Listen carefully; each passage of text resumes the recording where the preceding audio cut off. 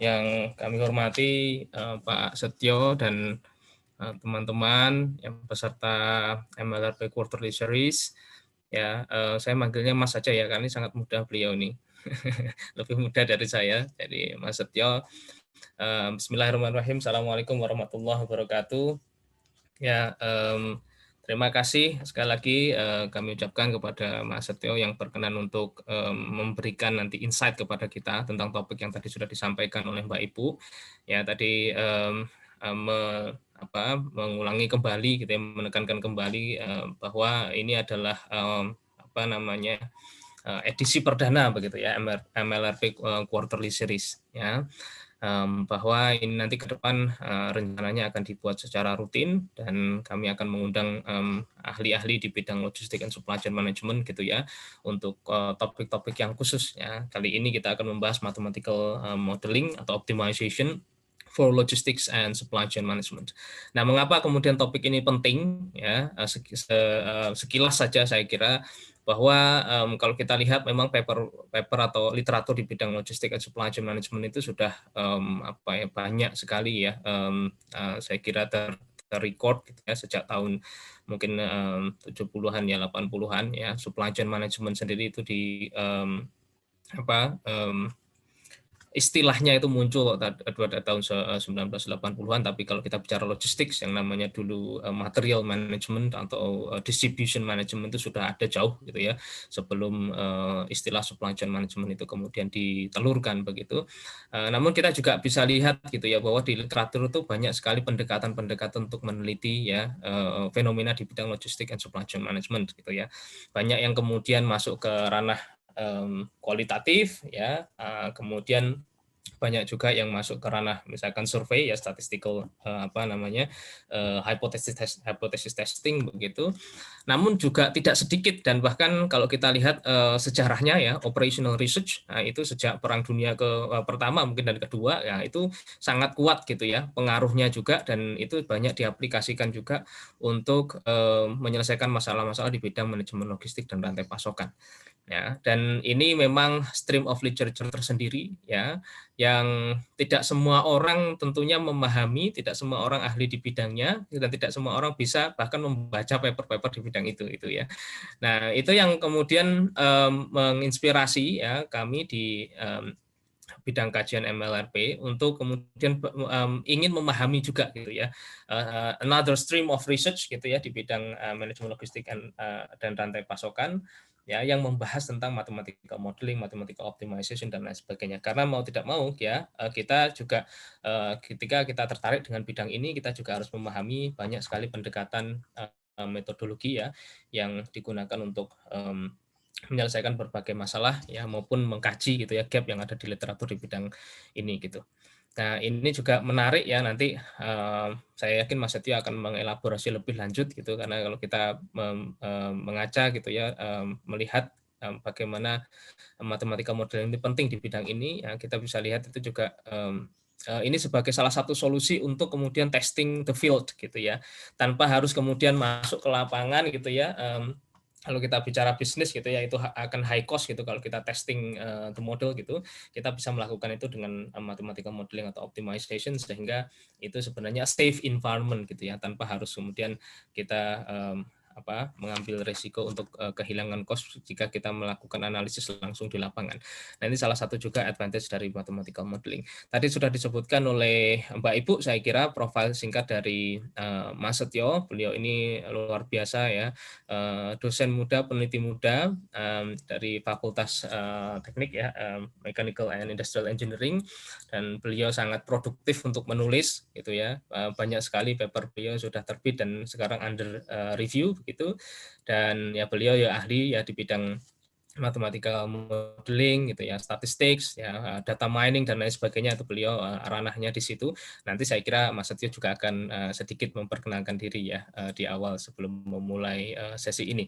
Tanpa berlama-lama teman-teman, sebelum itu saya akan ingatkan dulu ya bahwa teman-teman nanti yang mempunyai pertanyaan ya tidak harus menunggu sesi ini selesai begitu. Ketika mungkin terpikir ya ada sesuatu yang terlintas gitu dan ingin ditanyakan, silahkan nanti teman-teman posting ya, pertanyaan-pertanyaan teman-teman di Q&A chat box. Nah, di sana nanti saya akan merekap begitu, dan jika waktunya kemudian masih cukup ya, saya kira semua pertanyaan bisa nanti disampaikan dan bisa dijawab oleh Mas Setio, tapi jika tidak nanti saya akan pilih beberapa dari pertanyaan yang masuk dan nanti saya juga akan beri kesempatan kepada teman-teman yang bisa untuk bisa bertanya secara langsung begitu ya. Oke, tanpa berlama-lama, sesi ini saya serahkan kepada Mas Setio, kurang lebih 40 sampai 50 menit Mas Setio waktunya untuk memaparkan materi dan nanti kita akan lanjutkan dengan sesi diskusi. Monggo Mas Setio, terima kasih. Oke, matur nuwun sangat Mas Lulu. Ini sebenarnya mungkin ini ya, supaya kita lebih enak, ini kayaknya dari, peserta ada pertanyaan ya, untuk setting voice Oh dan ya, video? shooting Ya? face dan video, apakah Mhm. dimatikan? Ya, ya boleh dimatikan ya saat sesi berlangsung ya, agar tidak mengganggu ya, Oke. tidak ada noise gitu ya. Oke, mungkin bisa kita mulai. Bismillahirrahmanirrahim. Terima kasih banyak Mas Lulu, untuk undangannya ya, dan teman-teman dari bidang kajian MLRP di FEB UGM. Pertama mungkin saya terima kasih banyak untuk teman-teman dari FEB sudah mau mengundang saya. Saya juga di sini saya di UGM masih muda sekali, baru sekitar 2 tahun ini bergabung di UGM. Kemudian, cukup berkesan buat saya bisa diundang dari teman-teman dari fakultas lain seperti ini, bisa sharing, tentang apa ya istilahnya, knowledge saya atau mungkin bidang riset saya, dan mungkin akan sangat relevan buat teman-teman di ekonomi ya, khususnya di manajemen. Mungkin saya sedikit mengasumsikan bahwa di sini nanti akan ada banyak teman-teman peserta yang dari manajemen ya, dari manajemen, entah itu mungkin dari FEB atau dari FEB UGM atau mungkin dari luar. Yang jelas teman-teman di sini pasti most likely akan cukup akrab ya dengan namanya manajemen operasi, operational management ya. Nah, tapi di sini kita akan coba membahas satu topik yang mungkin untuk sebagian orang lebih hardcore ya, secara matematika lebih hardcore, tapi sebenarnya sangat terkait dengan manajemen operasi, yaitu operational research gitu. Dan di sini kita akan membahas secara lebih dalam khususnya tentang mathematical optimization atau optimasi berbasis matematik, khususnya di field atau domain logistik dan juga supply chain. Mungkin bisa next.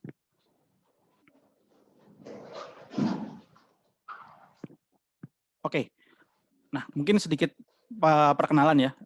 Saya pribadi sekarang afiliasi sebagai lecturer di DTM UGM atau Departemen Teknik Mesin dan Industri, Fakultas Teknik di UGM dari tahun 2020 sampai sekarang.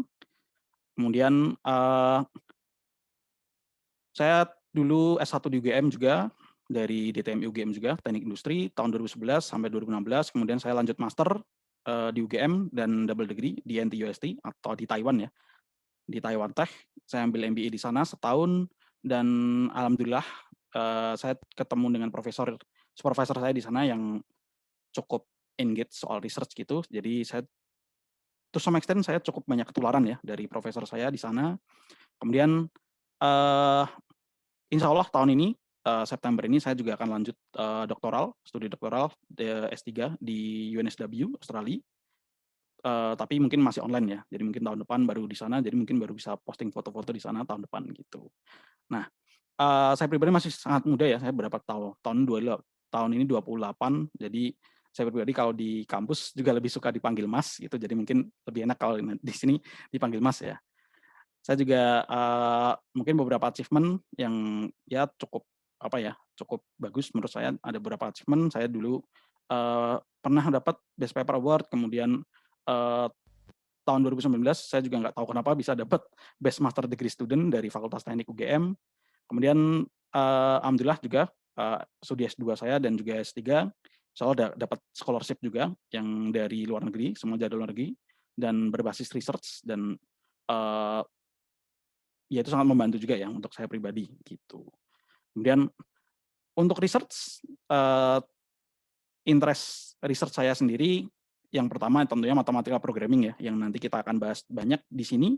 Kemudian algoritma heuristics, multi-objective optimization gitu, dan kemudian untuk domain saya banyak bermain sampai sekarang di transportation science atau logistics dan juga manufacturing systems. Jadi mungkin bisa dibilang bahwa apa yang saya kerjakan sebenarnya banyak bersentuhan ya atau mungkin bersinggungan dengan teman-teman dari computer science, mungkin ada beberapa di sini, ada yang dari computer science gitu, khususnya untuk programming, algoritma, seperti itu, optimasi, itu teman-teman dari saya recon teman-teman dari computer science gitu, banyak juga yang bermain di situ.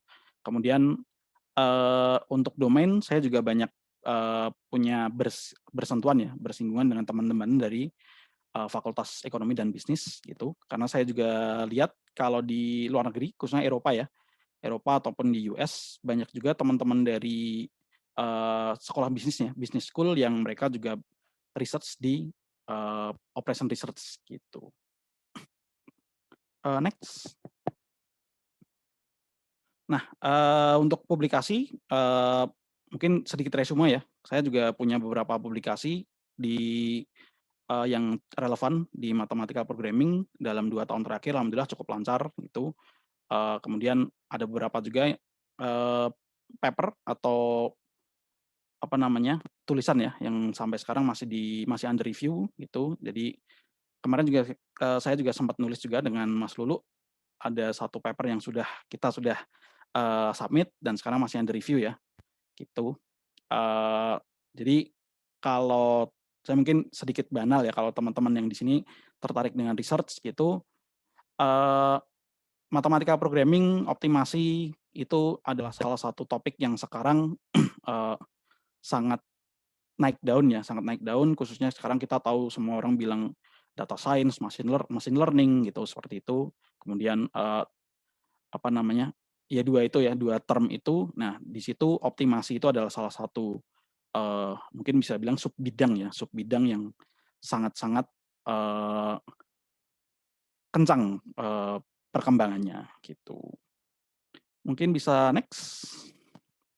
Nah, mungkin sekilas dari saya seperti itu untuk profil ya. Saya bisa dikontak kalau tadi ada di halaman pertama tadi, ada email saya dan juga saya punya personal web page di situ yang saya juga menaruh beberapa resources yang mungkin bisa digunakan oleh teman-teman. Istilahnya saya buka secara open source ya, yang bisa digunakan untuk belajar khususnya untuk mathematical modeling dan algoritma ada di situ. Mungkin teman-teman kalau tertarik dengan apa namanya, mathematical optimization, operation research bisa menuju ke personal web page saya. Next. Nah, pertama kita akan membahas ya tentang supply chain and logistics ya. Jadi karena kita di sini kita akan banyak berdiskusi tentang implementasi ya dari optimasi, operation research, kemudian matematika programming, seperti itu. Kita akan banyak membahasnya di dalam konteks supply chain and logistics. Jadi kita mungkin pertama kan perlu tahu dulu ya, kemudian apa sih yang namanya supply chain logistics gitu. Mungkin kalau teman-teman di FEB sudah sangat familiar ya dengan konsep supply chain management, supply chain engineering gitu. Tapi mungkin untuk teman-teman yang tidak dari domain yang sama, field yang sama, mungkin perlu grasping dulu. Jadi untuk supply chain management, kita tahu bahwa supply chain management itu adalah satu set approach ya, atau cara kita untuk mengelola dan mengintegrasikan. Kita punya suppliers, manufacturers, warehouse, stores. Jadi kita misalkan kita punya barang, kita punya pabrik itu kan, misalkan kita pabrik manufaktur mobil seperti itu kan, pasti kita mulai dari suppliers, ada yang supply ban, mesin, and so on seperti itu. Kemudian kita ada manufaktur atau factory pabrik itu, kemudian kita lanjut ke warehouse dan kita sampai ke stores gitu, ke retail ya. Kalau mungkin teman-teman tahu kalau di FMCG misalnya di food and beverage misalkan kita tahu ada retail store seperti Indomart, Alfamart gitu ya kalau nyebut merek ya, Hypermart seperti itu. Nah, jadi dalam supply chain management kita berbicara tentang bagaimana kita bisa mengelola jaringan tadi mulai dari hulu sampai ke hilir ya, dari supplier, manufacturer, warehouse, stores gitu, bagaimana kita bisa mengelolanya secara efektif dan efisien. Nah, Kemudian kita tahu juga ada yang namanya logistik ya, di dalam supply chain ada logistik, jadi ketika supply chain kita berbicara tentang aliran semua yang ada di situ, mulai dari barang, mulai dari aliran uang, informasi, seperti itu. Kemudian dalam konteks logistik manajemen, kita tahu ada yang namanya aliran barang ya, kita fokus kepada aliran barangnya gitu. Jadi kita berbicara tentang bagaimana kita mengelola forward and reverse flow ya. Jadi flow dari dari goods services itu perjalanan dari barang ya, barang atau service itu mulai dari supplier sampai ke retail itu kita berbicara di situ dalam konteks logistik manajemen itu. Jadi kita tahu ada supply chain management, kita tahu di bawahnya dalam abstraksi yang lebih rendah ada yang namanya logistik manajemen. Nah, typically ya, goal atau tujuan dari kita mengelola supply chain atau kita mengelola logistik itu, jaringan logistik, jaringan supply chain itu kan typically adalah kita ingin meminimalkan biaya ya, biaya dari ketika kita mengantar barang ya dari supplier kita ke manufakturer, dari manufakturer ke warehouse, dari warehouse sampai ke customer ya, sampai customer itu kan pasti akan ada biaya, biaya transportasi, biaya untuk apa namanya menyampaikan informasi, and so on seperti itu. Nah, kita ingin meminimalkan biaya-biaya itu, dan di sisi lain kita juga tetap ingin supaya service level kita tetap terjaga semaksimal mungkin, gitu kan ya. Nah, next.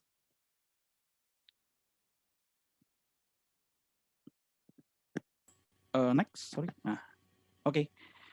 Nah, dalam supply chain network ya, jadi ketika kita berbicara secara garis besar, big picture-nya gitu, kita tahu seperti yang kita bahas tadi ya, dalam sebuah supply chain network atau jaringan rantai pasok ya, istilahnya jaringan rantai pasok, kita tahu dari mulai supplier, barang supplier diteruskan ke manufakturer, mungkin di situ assembly atau mungkin akan ada proses untuk mendapatkan added value lagi seperti itu.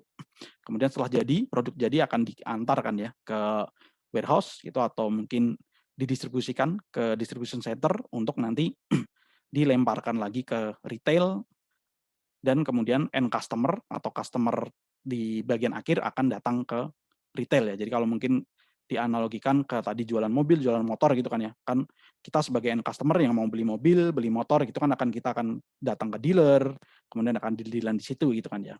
Atau mungkin kalau kita berbicara tentang produk-produk sehari-hari, daily goods seperti itu, kita akan datang ke Alfamart, Indomart, Hypermart seperti itu.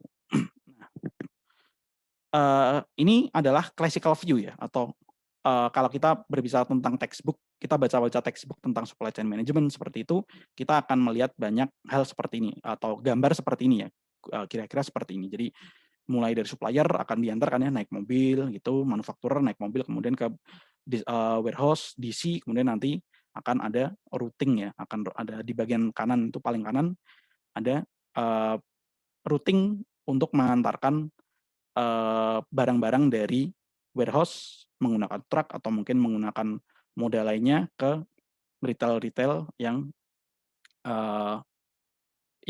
memiliki demand di situ. Nah, next. Nah, tapi sekarang ya, karena kita berbicara tentang zaman sekarang, kita sudah tahu ada ya teknologi informasi semakin maju dan kemudian klise sekali ya, teknologi informasi semakin maju, kemudian ada banyak teknologi-teknologi lain atau mungkin fitur-fitur lain yang sekarang muncul gitu. Nah, sekarang kita mendapati bahwa classical view dari supply chain network yang ada di gambar sebelumnya tadi sekarang relatif sudah tidak relevan lagi, bisa dibilang tidak relevan lagi ya, walaupun mungkin masih relevan untuk beberapa industri, jenis industri, tapi secara garis besar kita tahu bahwa ada banyak disrupsi atau mungkin ada banyak perubahan yang terjadi dalam sebuah jaringan rantai pasok ya. Jadi kalau kita tadi berbicara tentang mulai dari supplier sampai ke retail itu semua transportasi dengan mobil seperti itu, sekarang bisa jadi misalkan kita tahu ya Apple itu kan manufakturnya justru ada di China, ada di Vietnam seperti itu, tapi mungkin untuk mereka ngambil semikonduktornya dari Taiwan misalnya, atau mungkin ngambil part-part lain mungkin dari Amerika, mungkin dari Eropa, mungkin dari South Amerika seperti itu. Jadi akan ada mungkin dari supplier A kita pakai mobil, dari supplier B kita akan pakai pesawat, dari supplier C kita akan pakai kapal, and so on seperti itu. Jadi kita di situ akan mendapatkan konsep di mana oh ternyata sekarang ada kebutuhan untuk melakukan multimodal transportation seperti itu. Kemudian bisa jadi dalam satu factory kita juga sekarang tidak hanya misalkan dulu oke, kalau berbicara tentang semikonduktor saya akan ke Taiwan, saya akan ke company A seperti itu. Tapi mungkin sekarang sekarang kita udah tahu bahwa oh ternyata kalau kita terlalu bergantung kepada satu company, satu supplier, begitu si supplier tidak sanggup untuk memenuhi permintaan kita, mungkin sekarang bisnis kita akan kolaps seperti itu. Jadi mungkin sekarang kita tahu oh akan ada risiko seperti ini, jadi sekarang kita tidak put all of our eggs in one basket ya. Jadi kita nggak menaruh semua telur kita di satu keranjang ya. Jadi mungkin sekarang saya deal-dealan 80% barang saya dari supplier A, tapi mungkin semikonduktornya 20% saya dari company B. Jadi kalau company A ada sesuatu, ada isu, saya masih bisa tektokan dengan company B seperti itu. Kemudian kita juga tahu ada disrupsi-disrupsi lain, misalnya sekarang muncul e-commerce ya. E-commerce kita tahu misalnya seperti Lazada, Amazon seperti itu, dari manufakturer, dari supplier, barang langsung datang ke warehouse, kemudian dari warehouse akan nanti langsung disampaikan ke customer ya, gitu kan. Mungkin ada yang pakai drone, ada yang pakai ada yang pakai motor ya, motor. Jadi pengiriman sekarang udah nggak cuma pakai mobil gitu, mungkin masih pakai mobil, ada pakai truk kecil seperti itu, atau mungkin ada konsep lain dengan sepeda ya, dengan kurir dengan sepeda seperti itu. Jadi customer sekarang juga bisa jadi sekarang daripada repot-repot kita harus ngirim pakai kurir, kenapa nggak customer aja yang datang langsung ke warehouse gitu tanpa kita perlu pakai retail store seperti itu. Kenapa kita nggak suruh aja customer langsung datang ke satu pick up point atau mungkin ke warehouse-nya seperti itu.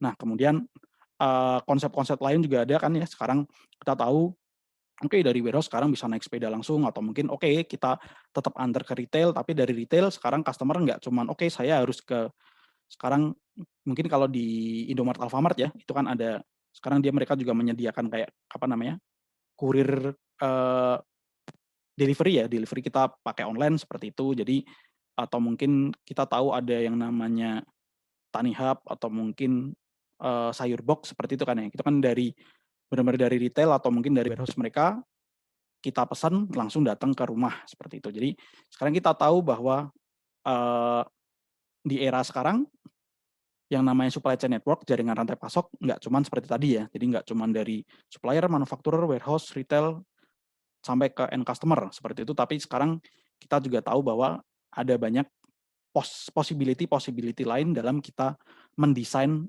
sebuah supply chain network gitu. Nah, di sini yang namanya mathematical optimization ya, atau mathematical modeling gitu, itu adalah menjadi satu konsep yang sangat relevan ya dalam kita bisa mendesain sebuah supply chain network atau jaringan rantai pasok. Mungkin seperti yang tadi disinggung oleh Mas Lulu dalam opening tadi ya, bahwa konsep dari mathematical modeling ini hadir sebagai eksperimen ya, tempat kita bereksperimen. Kita sebagai teman-teman di sini mungkin sebagai seorang operational researcher ya, atau mungkin teman-teman yang di manajemen operasi juga sangat memahami itu. Jadi ketika kita berbicara tentang kita sebagai scientist di sini, kita butuh saya punya sebuah konsep baru yang mungkin ini menarik nih untuk dicoba seperti itu. Tapi kita tahu bahwa ketika kita berbicara tentang sebagai seorang operational researcher di logistik, di supply chain seperti ini, yang ingin kita objek penelitian kita yang ingin kita ganti-ganti, yang ingin kita ubah-ubah ini adalah sebuah jaringan rantai pasok di mana itu resources-nya banyak sekali, ada mobil, ada orang, ada apa-apa, mulai dari bangunan, and so on, seperti itu.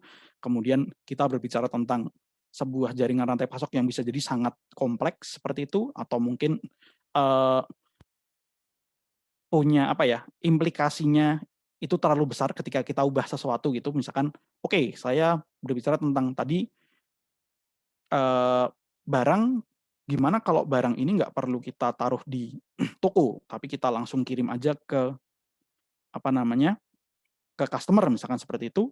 Ketika kita mau coba itu langsung eee, di real life ya, di real life setting seperti itu kan implikasinya sangat besar ya. Mungkin, loh ini tokonya mau diapain? Kita udah terlanjur beli, udah terlanjur sewa seperti itu, investment-nya udah terlalu besar gitu. Jadi kalau ini mau kemudian kalau istilah orang Jawa dongkrok ya, dongkrok atau nggak dipakai lagi terus ngapain dong gitu. Ini mau dipakai untuk apa? Itu kan ada loss yang sangat besar seperti itu, atau mungkin orang yang kerja di toko udah sangat banyak seperti itu, ini kalau tiba-tiba diganti, nggak dipakai, terus gimana dong gitu, implikasinya sangat besar gitu. Nah makanya kita atau kami ya sebagai teman-teman sebagai operational researcher, kita menggunakan konsep mathematical modeling ini untuk mereplikasi apa yang ada di real life. Oke, jadi ternyata ada supply chain network seperti ini, kita coba replikasi dengan menggunakan sebuah mathematical model yang bisa mengcapture apa yang terjadi di dalam sebuah jaringan rantai pasok tadi, kemudian dari situ kita bisa melakukan eksperimen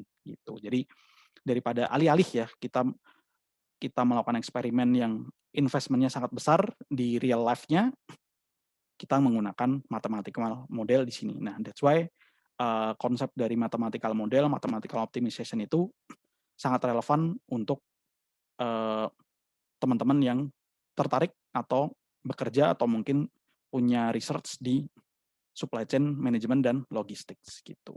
Nah, mungkin sedikit note dari saya ketika berbicara tentang mathematical optimization, operational research gitu, atau mathematical model ya, kita berbicara tentang sebuah konsep yang saya harus akui juga tidak mudah ya, tidak mudah, mungkin tidak akan menjadi interest untuk semua orang gitu. Mungkin teman-teman di sini mungkin ada berapa, mungkin tadi katanya ada 100 atau mungkin kalau ada 40-an orang ya, ada 40-an peserta mungkin, ya let's say mungkin untuk 5-10 orang mungkin akan sangat menarik gitu, tapi untuk sebagian ya, oh ini apa nih? Mungkin hal yang sangat abstrak seperti itu. Jadi that is okay, that's okay ya gitu. Jadi saya memahami betul bahwa yang namanya operational research ini bukan hal yang mudah. Jadi setelah selesai kita berbicara selama 1 jam ke depan gitu, setelah kita selesai bicara bareng-bareng, diskusi juga tidak akan kita akan jadi ada 45 sampai 50 orang yang kemudian tiba-tiba jadi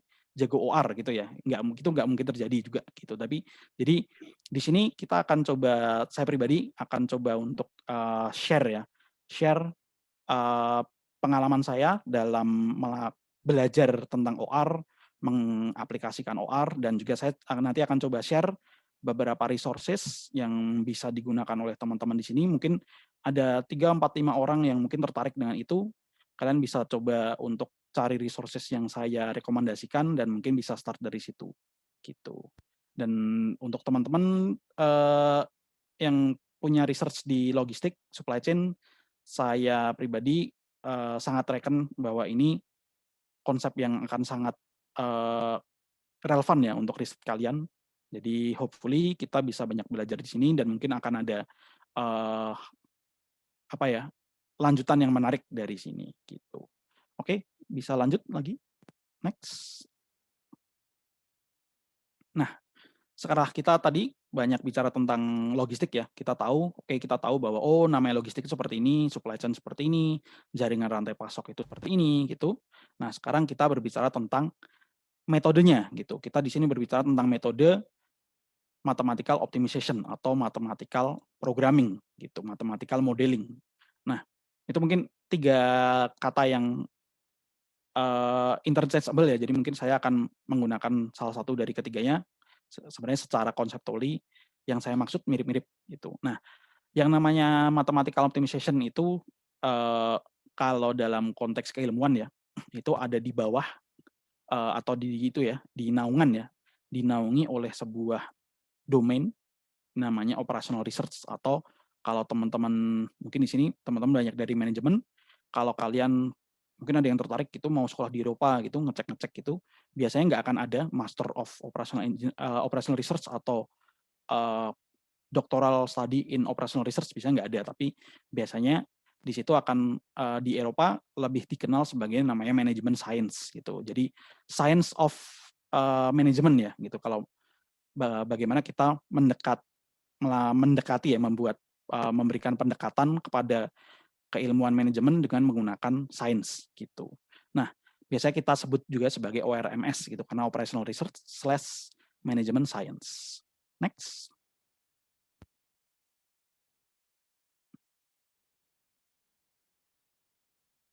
Nah, yang namanya ORMS ini ya, ORMS itu Operational Research Management Science itu sebenarnya adalah sebuah domain ilmu juga. Jadi kalau misalkan kalau teman-teman kayak saya berbicara sebagai engineer ya, kalau anak-anak teknik mesin gitu, teman-teman dari teknik mesin itu kan domain mereka adalah mechanical itu ya, mekanis ya. Kalau mungkin teman-teman dari chemical engineering, teknik kimia, domain mereka adalah chemicalnya gitu kan ya. Tapi kalau kami di OR, di Management Science gitu, domain kita adalah method, jadi metode gitu. Jadi kita berbicara tentang ORMS itu adalah satu kumpulan metode gitu.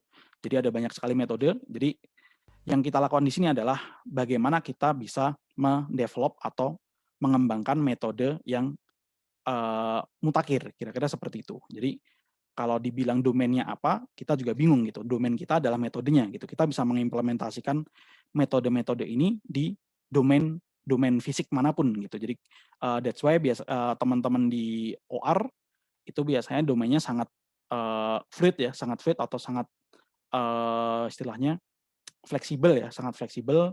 Ada yang mungkin bermain OR di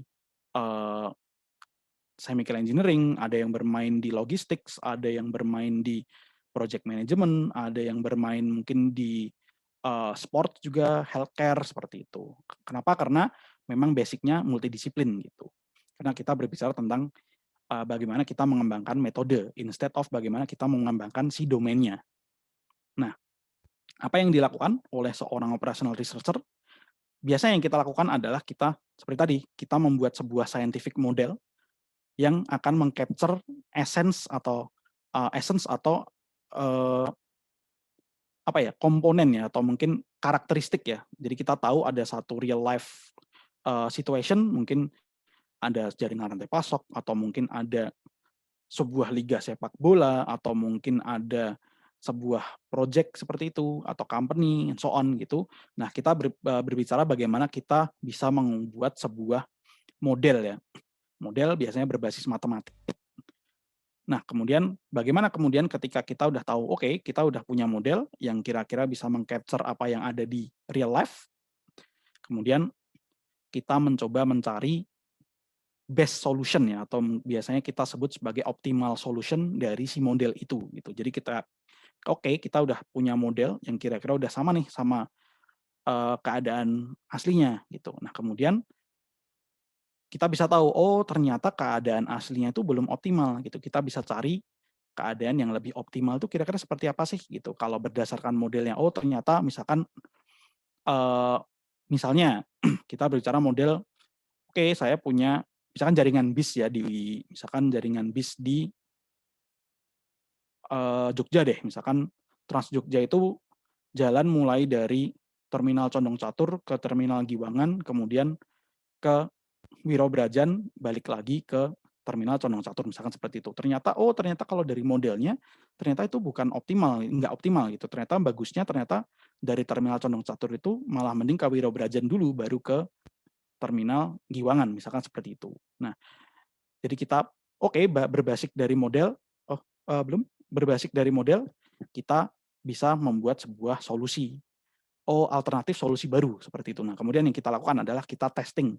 Setelah kita tahu, di model ini memberikan solusi yang bagus nih. Apakah kemudian ketika kita implementasikan di real life, apakah juga akan bagus? Nah, itu yang kita lakukan di OR. Gitu. Nah, OR punya ORMS ya, punya kaitan yang sangat erat dengan yang namanya decision making atau konsep pembuatan decision ya, pembuatan keputusan ya. Makanya ORMS itu juga kadang-kadang disebut sebagai decision science gitu, atau sains untuk membuat keputusan gitu ya. Nah, keterkaitan itu karena ORMS itu bisa kita gunakan untuk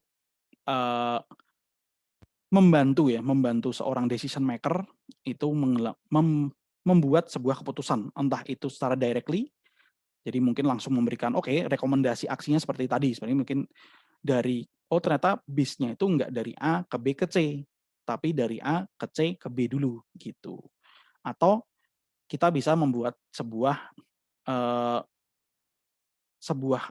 decision support system ya, atau mungkin kalau teman-teman di sini yang dari industri pasti akan sangat familiar dengan konsep dashboard ya. Dashboard ada misalkan dashboard kan misalkan di teman-teman di finansial itu kan ada dashboard untuk rasio A, rasio B, rasio C, rasio D, and so on seperti itu.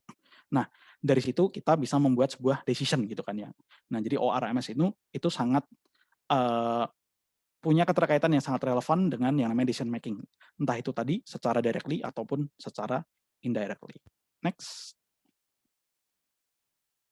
Nah, ketika berbicara tentang research ya, ORMS research di operational research gitu ya.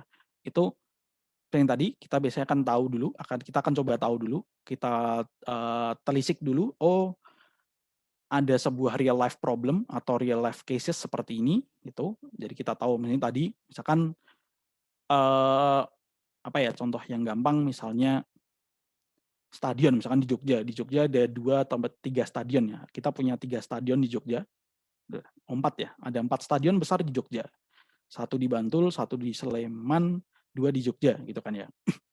Nah, kita mungkin misalnya kita ingin tahu apakah benar sih 4 stadion ini tempatnya udah optimal gitu. Jangan-jangan yang namanya stadion Mandala Krida itu mungkin bagusnya nggak di daerah Mandala Krida itu ya. Mungkin ternyata Mandala Krida itu sebenarnya bagusnya ditaruh di dekat UMY misalnya seperti itu. Nah, itu kan jadi kita tahu bahwa ada real life case atau real life problem seperti ini. Nah, daripada kita ternyata kayaknya bagusan Mandala Krida ini stadionnya kita pindah ke dekat UMY misalkan seperti itu. Kalau mau dipindah itu kan cost-nya sangat gede ya. Gimana caranya pindah stadion itu ke satu tempat yang lain, tapi kemudian ternyata lebih jelek kita balikin lagi. Itu kan nggak mungkin gitu. Nah, that's why kita bisa menggunakan tadi scientific model, entah itu analytical, numerical untuk mereplikasi kondisinya seperti apa. Nah, kemudian kalau dalam konteks mathematical optimization, kita biasanya menggunakan kita tahu ada banyak mathematical problem ya, istilahnya ada banyak mathematical problem, nanti kita akan bahas di belakang, kita beri contoh, ada beberapa contoh mathematical problem seperti itu.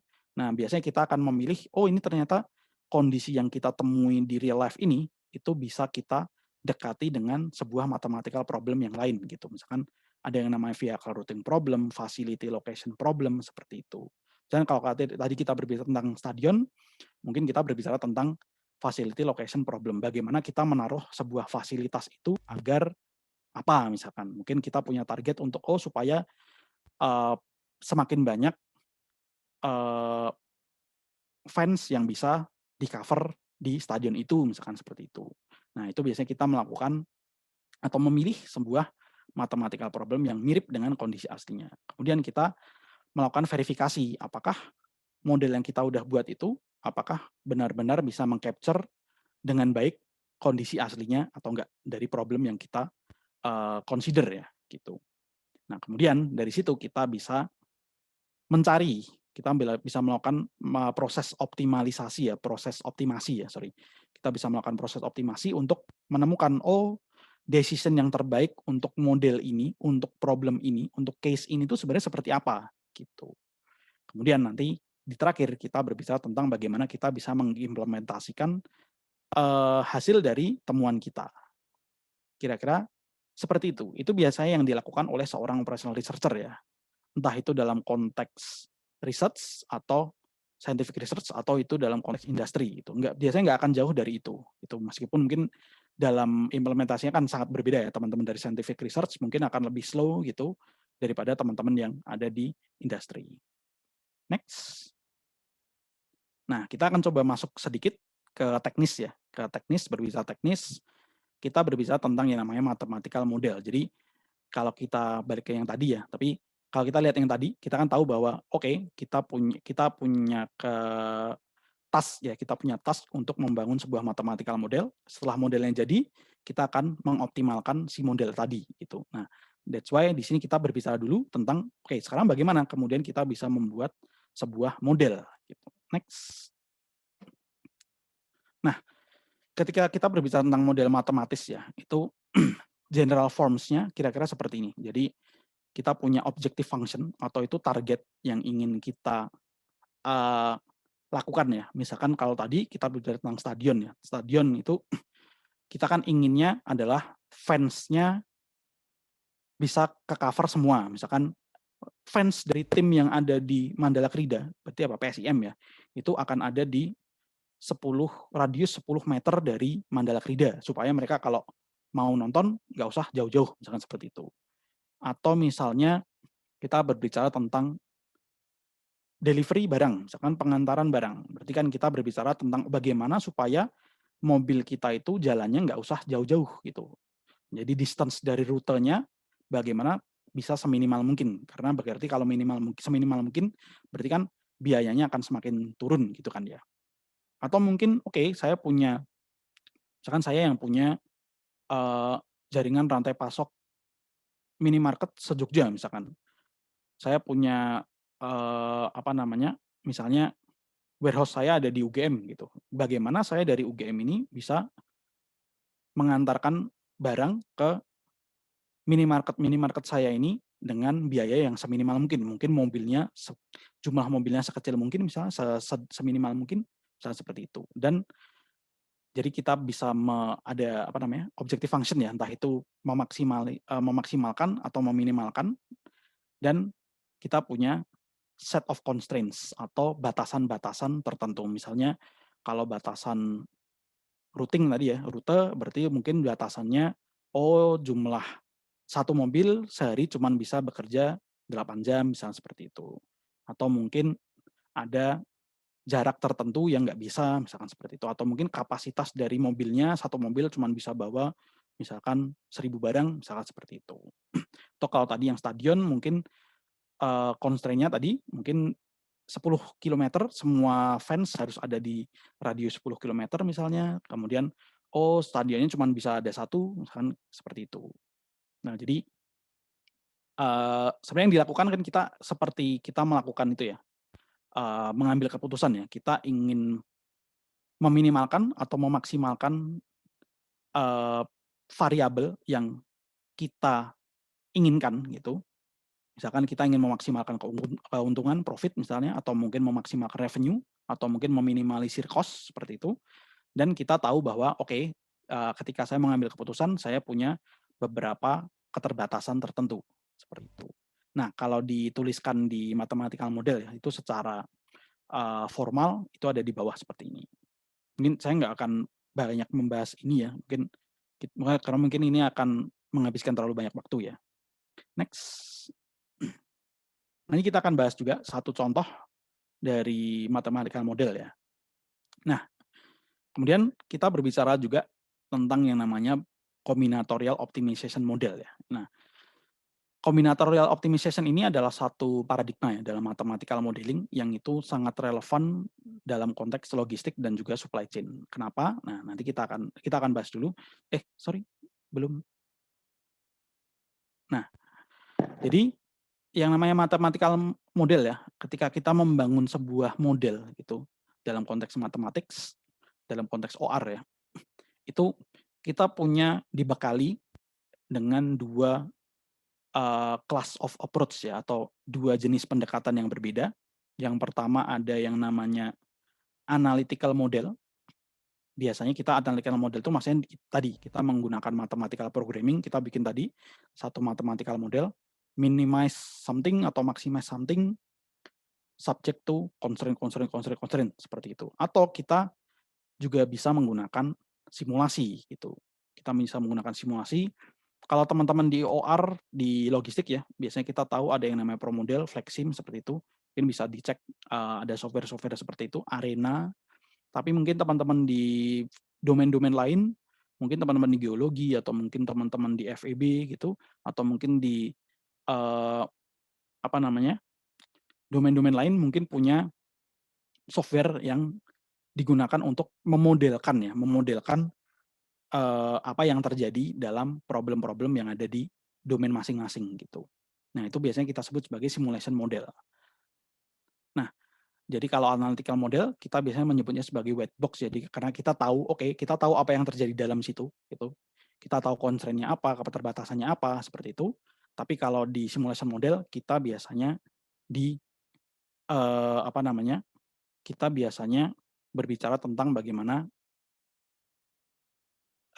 apa istilahnya, black box ya, kita melakukan black box optimization. Jadi kita nggak tahu sebenarnya di dalam itu mungkin seperti apa, tapi kita nggak tahu constraint-nya seperti apa, seperti itu, tapi kita mencoba untuk melakukan proses optimasi juga, gitu. Kita bisa memodelkan tanpa perlu tahu analytical-nya di dalam seperti apa. Nah, ketika kita berbicara tentang analytical model ya, mathematical model, mathematical optimization itu juga ada 2 kelas ya secara garis besar, yaitu discrete optimization dan continuous optimization. Jadi kalau mungkin bisa balik ke slide yang sebelumnya.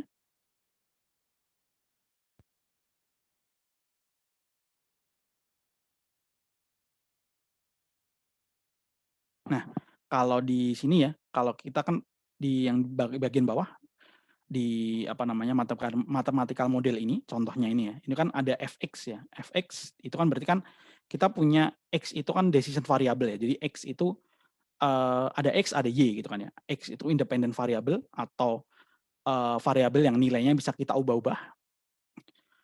Fx itu atau y itu adalah dependent variable atau variabel yang nilainya bergantung pada nilai dari x gitu, nilai x1 sampai xn. Nah, itu kan x itu kan bisa nilainya bisa discrete, jadi bisa 0, 1, 2, 3, 4, 5, and so on seperti itu, atau bisa nilainya continuous ya, berarti bisa 3,3, 4,3333, 7,15678 and so on seperti itu. Nah, itu kan ada 2 peluang yang berbeda ya gitu. Jadi mungkin ketika kita berbicara tentang rute ya tadi ya, ada rute seperti itu, kita dari A, B, C, D, E misalnya seperti itu. Berarti kan itu kan discrete ya.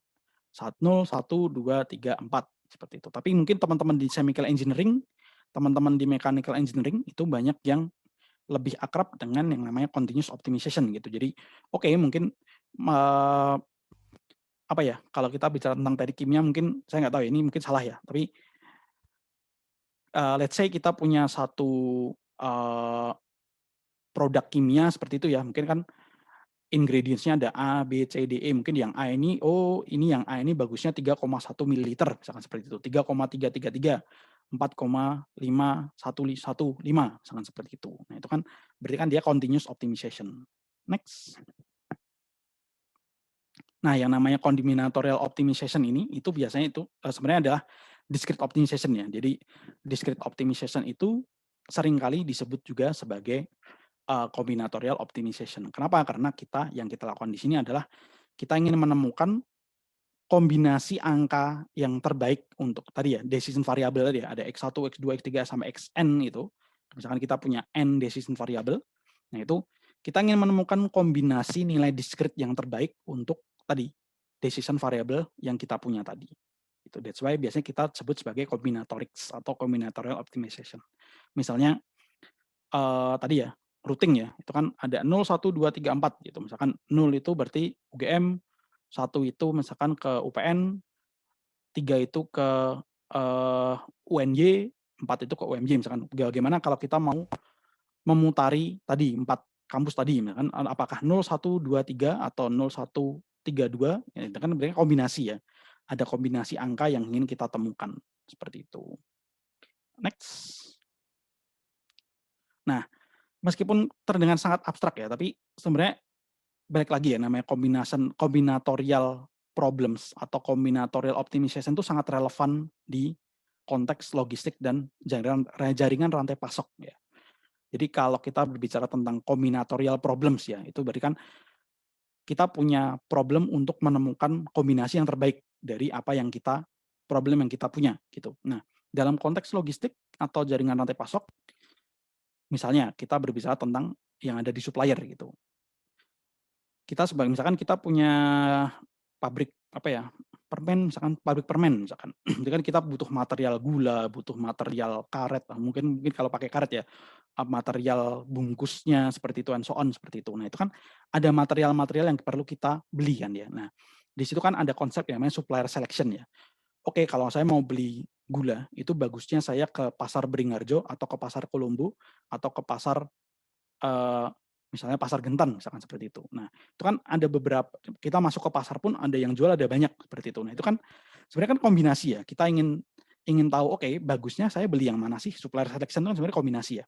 Kita punya pertimbangan-pertimbangan tertentu kan ya sebagai constraint ya.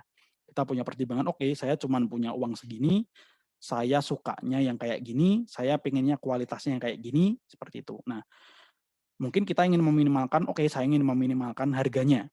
Saya ingin memaksimalkan kualitas yang saya dapat, misalkan seperti itu. Nah, itu kan sebenarnya combinatorial optimization ya. Apakah saya mau beli dari, oke, saya masuk ke pasar Gentan, saya beli dari ibu A ini aja. Atau saya mau beli dari ibu A ini 1, beli dari ibu B ini 3, beli dari bapak C ini 5, and so on. Seperti itu kan ada kombinasi yang di situ yang terjadi.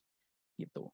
Nah, jadi itu contohnya. Atau mungkin kita berbicara tentang inventory optimization ya. Jadi, oke, berapa jumlah barang yang harus saya taruh di factory, berapa yang harus saya taruh di warehouse, berapa yang harus saya taruh di retail, seperti itu. Itu sebenarnya juga adalah sebuah combinatorial optimization problems. Atau misalnya kita berbicara tentang skala yang lebih kecil di dalam factory-nya ya, di dalam pabriknya misalnya. Di situ kan ada mesin A, B, C, D, E, F, G seperti itu. Nah, itu kan di situ juga akan ada proses scheduling kan ya. Ada penjadwalan dari mesin. Misalkan oke, ternyata mesin A harus ditaruh mesin A harus di sini, mesin B di sini, mesin C di sini and so on seperti itu. Ada konsep yang namanya facility layout juga gitu kan. Jadi kita punya layout 100 kali 100 misalkan kita punya pabrik dengan ukuran misalkan 120 meter persegi misalnya seperti itu, 120 meter persegi, mesin A itu bagusnya taruh di mana, mesin B taruh di mana, mesin C taruh di mana, and so on. Nah, seperti itu. Itu kan juga sebuah problem di mana kita perlu menemukan kombinasi kan ya, kombinasi yang terbaik gitu. Nah, atau mungkin kita berbicara tentang factory atau distribution center, warehouse ya, pertengahan warehouse gitu. Kita berbicara tentang distribution center, oke, distribution center saya ini bagusnya ditaruh di mana sih gitu. Misalkan apakah di Kalasan, kalau di Jogja ya mungkin apakah ada di Kalasan, apakah kita taruh di Jogja Utara atau di Jogja Selatan, seperti itu. Kita perlu melihat customer kita ada di mana, seperti itu. Atau misalkan kita berbicara tentang skala yang lebih kecil lagi, retail ya, misalkan di Indomaret, Alfamart, atau mungkin di Hypermart seperti itu, kita tahu ada rak-rak seperti itu kan ya. Itu kan juga sebuah kombinasi ya. Oh, ternyata susu bayi bagusnya taruh di atas, atau mungkin susu kental manis taruh di bawah, misalkan seperti itu.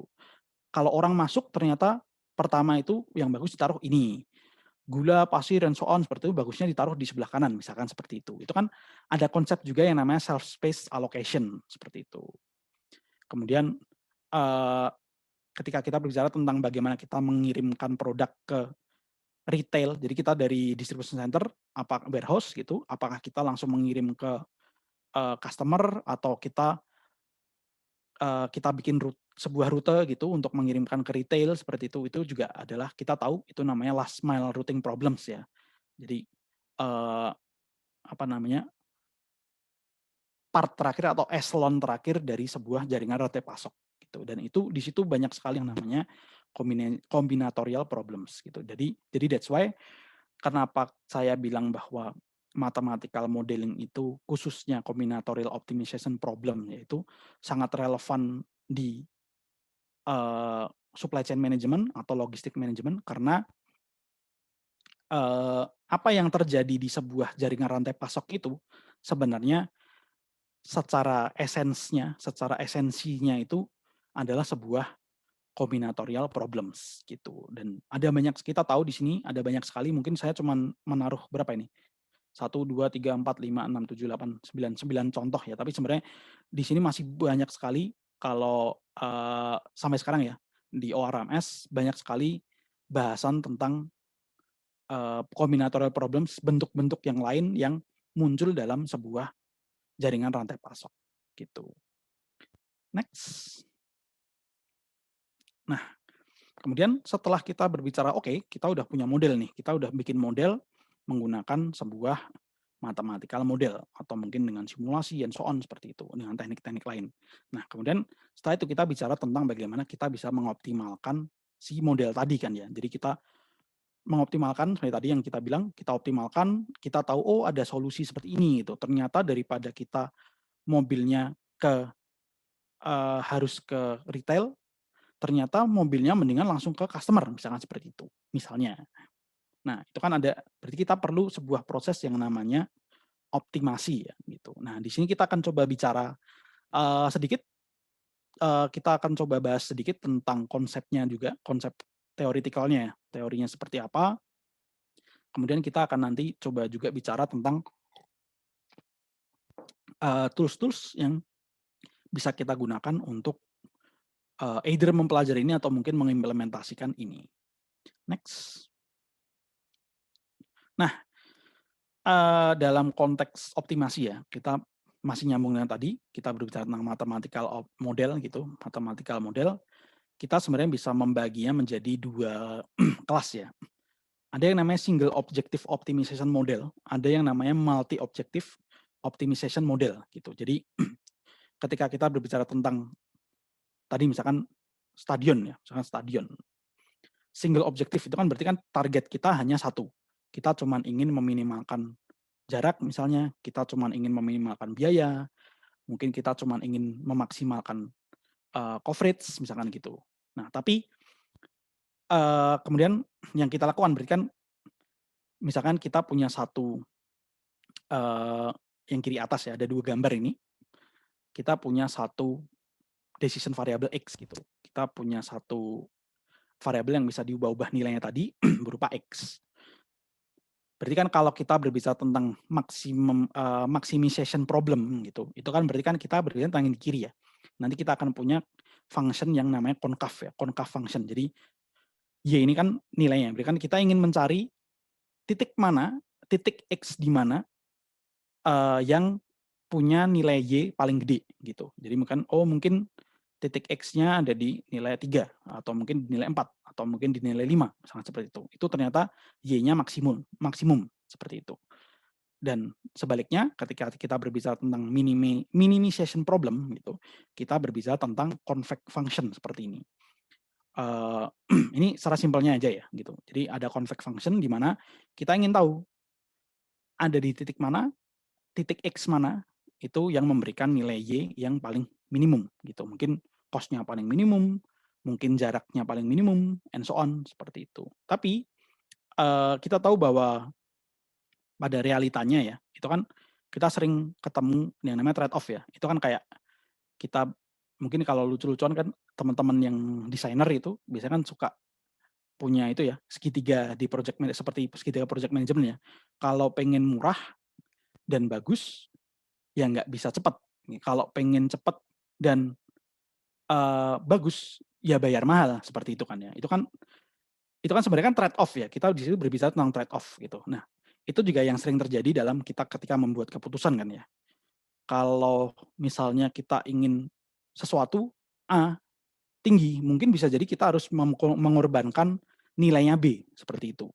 Berarti kalau kita ingin memaksimalkan jarak, kalau kita ingin memaksimalkan kepuasan pelanggan gitu, bisa jadi kita nggak bisa meminimalkan biaya kan ya. Berarti kan yang namanya istilahnya kalau orang Jawa kan onorgo norupo ya. Jadi ada harga, ada kualitas ya ada harga gitu. Jadi kalau kita ingin dapat sesuatu yang berkualitas ya berarti kita ingin memaksimalkan kualitas ya mungkin kita nggak bisa menekan cost setinggi mungkin gitu, sekecil mungkin gitu kan ya.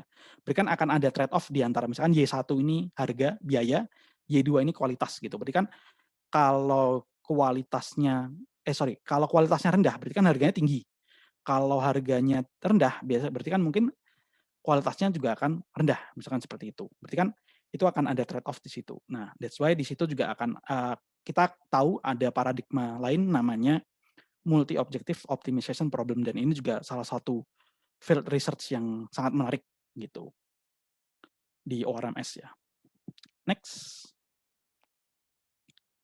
Nah, dalam optimasi yang tadi kita berbicara, karena kita lebih fokus ke mathematical model ya, berarti kan analytical optimization ya. Kita punya analytical optimization, kita punya dua solusi atau dua jenis solusi ya yang bisa kita pakai. Yang pertama ada yang namanya exact solution. Jadi exact solution berarti seperti namanya, kita akan dapat kita pasti akan dapat hasil paling optimal gitu, hasil optimalnya gitu. Jadi kita pakai commercial solver, ada yang namanya Gurobi, Simplex, Lingo, mungkin bisa dikulik-kulik di internet ya, ada yang namanya software-software namanya ini, Gurobi, Simplex, Lingo. Saya pribadi pengguna Gurobi. Kemudian selain commercial solver, ada juga algoritma-algoritma yang punya kemampuan menemukan titik optimal, yang benar-benar optimal gitu. Itu ada yang namanya mungkin teman-teman di sini mungkin kurang familiar dengan ini ya.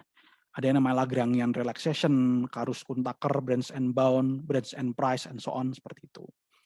Di sisi lain, ada juga yang namanya approximation algoritma ya, algoritma aproksimasi atau pendekatan ya istilahnya, approach ya, sebuah pendekatan. Jadi ada yang namanya heuristik, kita mengenal namanya heuristik gitu. Jadi teknik-teknik di heuristik atau meta heuristik atau math heuristik itu biasanya tidak akan sampai ke titik optimal gitu, benar-benar optimal gitu, tapi near optimal solution gitu. Jadi kita mencoba sampai ke titik yang mendekati optimal aja, daripada, karena biasanya kenapa? Karena ketika kita punya sebuah problem ya, kita punya problem dengan skala yang gede banget gitu, misalkan kita berbicara tentang tadi rute gitu, kalau rutenya 3 misalkan, kita cuma punya 2 lokasi yang akan kita kunjungi, berarti kan kita A ke B atau B ke A gitu aja kan. Itu kan berarti kan kita cuma memilih satu dari 2 opsi gitu kan ya. Tapi bayangkan ketika kita punya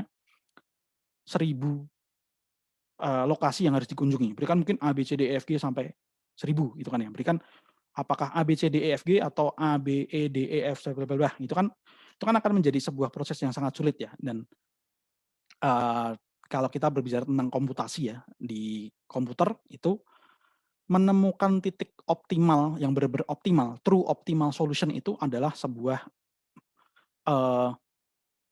apa istilahnya, task yang sangat sulit gitu, atau istilahnya computationally extensive gitu. Jadi membutuhkan waktu yang sangat-sangat lama gitu, resources yang sangat-sangat lama. Jadi istilahnya kayak kita untuk menghitungnya kita butuh RAM yang gede banget gitu, dan mungkin nggak akan bisa kehitung gitu, sampai kita tunggu 3 hari, 4 hari, sampai 10 bulan gitu, mungkin bisa jadi nggak kehitung gitu. Nah, that's why biasanya ketika kita punya, oke ini problemnya udah terlalu gede, kita akan menggunakan approximation algoritma, seperti itu. Nah, di sini kita akan coba bahas dulu di khususnya di commercial solver ya, mungkin kita bahas tentang model, kemudian bagaimana kita membuat model, kemudian bagaimana kita bisa menggunakan commercial solver itu untuk mengoptimalkan model yang sudah kita buat. Next.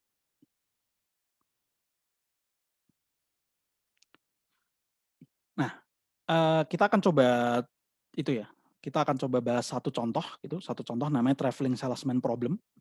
Traveling salesman problem ini seringnya digunakan untuk memodelkan apa yang terjadi dalam proses routing atau rute gitu. Bagaimana ketika kita tadi mobil gitu, dari A, B, C, D, E, F, G, balik lagi ke A, seperti itu. Jadi dari DC, dari distribution center, dia jalan ke retail A, retail B, retail C, retail D, kemudian balik ke distribution center lagi, seperti itu.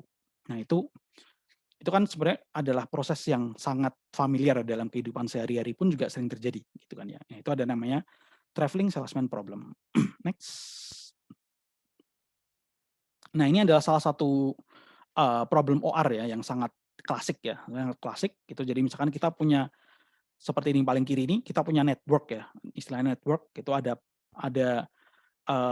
jaringan seperti ini. Jadi A, B, C, D, E, F, G itu adalah sampai H ini ya, ini adalah lokasi retailnya, lokasi customer-nya. Kemudian 0 ini adalah depot-nya atau distribution center-nya gitu. Misalkan 0 ini ada di UGM gitu. A ini ada di Wiro Brajan, B ini ada di Kalasan, C ini ada di Kulon Progo, and so on seperti itu.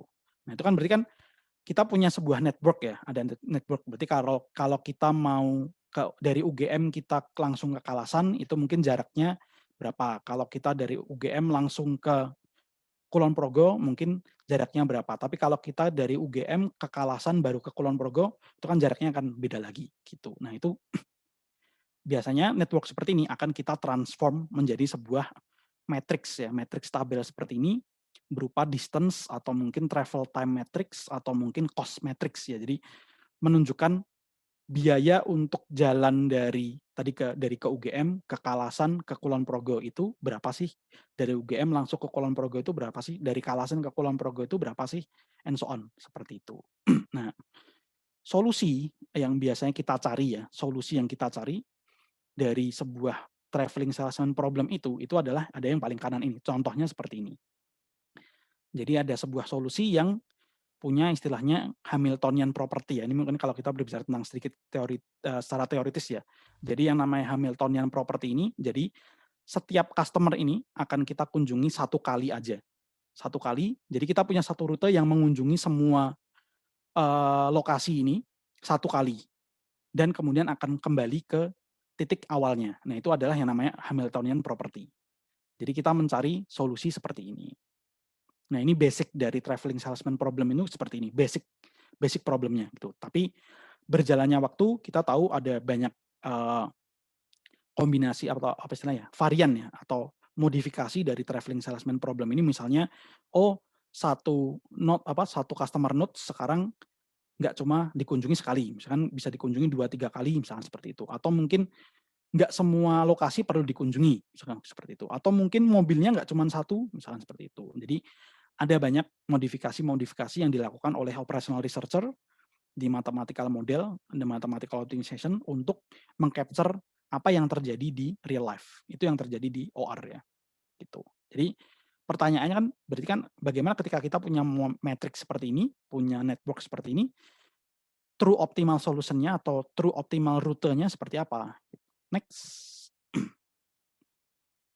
Nah, dalam mathematical optimization kita bisa melakukan modeling seperti ini. Nah, ini ada yang namanya traveling salesman problem ya, itu seperti ini. Jadi mungkin ini kelihatan abstrak ya, mungkin jadi kita punya set parameter decision variable seperti ini, N, V, N, gede, A, DIJ, XIJ, and so on seperti ini. Nah, itu sebenarnya kita lakukan adalah kita tadi membuat sebuah model ya, sebuah model.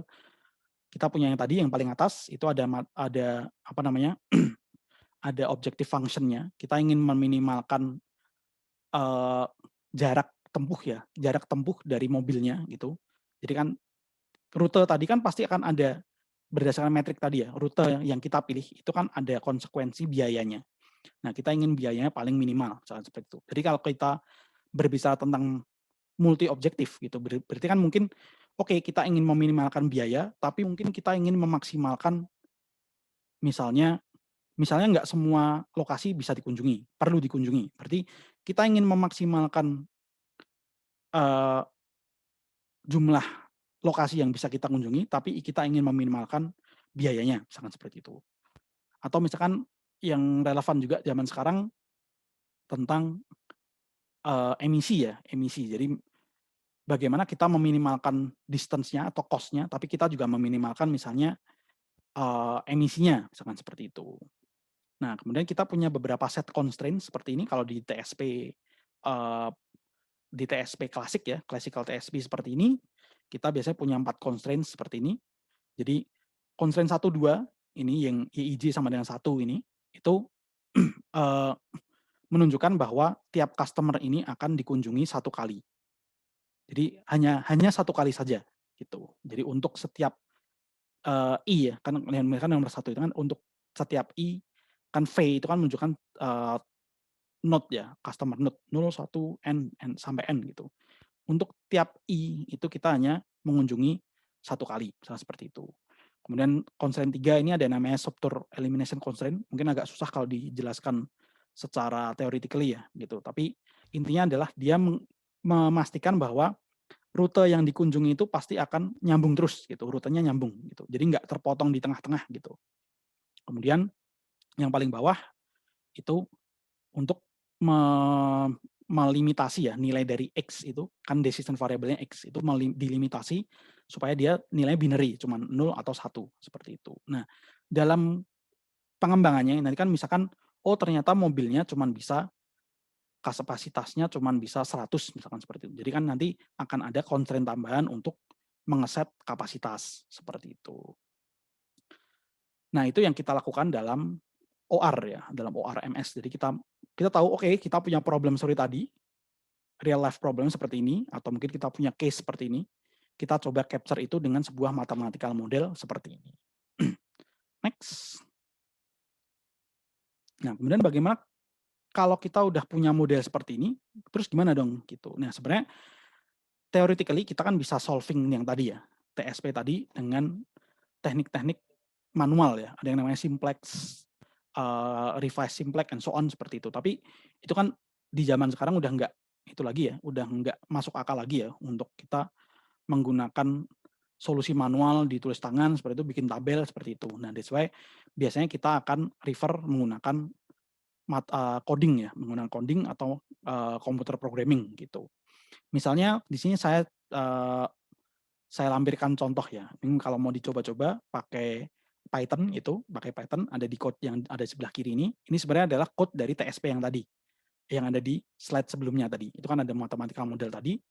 Itu sebenarnya bisa kita capture menjadi sebuah code seperti ini yang tidak terlalu panjang juga gitu. Nah, kita bisa menggunakan Python. Di sini saya pakai Gurobi ya. Saya pakai Gurobi untuk solvernya, commercial solver Gurobi.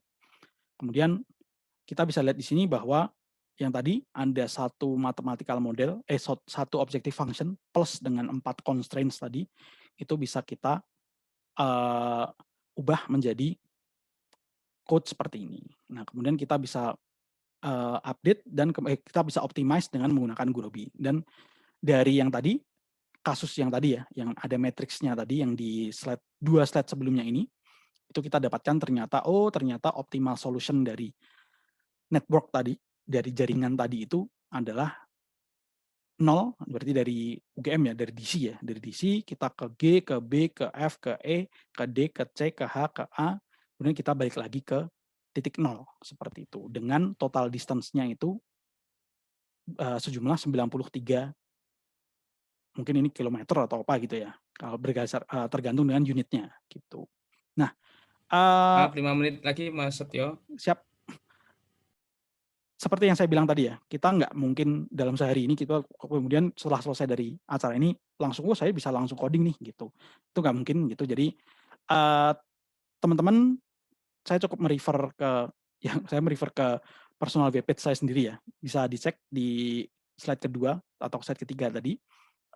Saya menaruh beberapa resources yang mungkin cukup relevan di situ, mulai dari mathematical model, papernya, dan bagaimana kita bisa contoh mathematical model yang bisa dibuat seperti apa gitu. Saya menaruh beberapa code di situ dan juga mungkin datasetnya juga saya lupa. Saya mungkin coba bisa dicek di personal webpage saya.